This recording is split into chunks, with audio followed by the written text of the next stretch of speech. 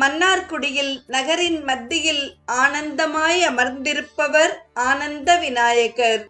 சிவனுக்கு கைலாசமெனில் விநாயகருக்கு ஆனந்த விலாசம்.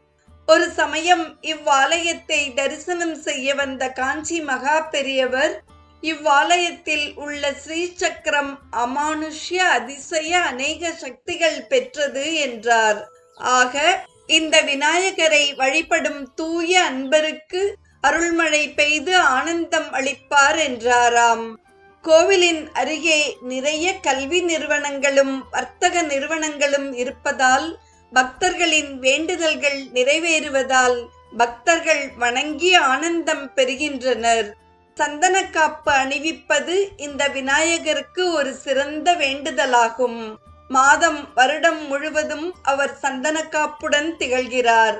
ஆனந்தம், சாந்தம், மனக்குளுமை ஆகியவற்றை மக்களுக்கு அள்ளித் தருகிறார். நிறைவாக வருகிறார்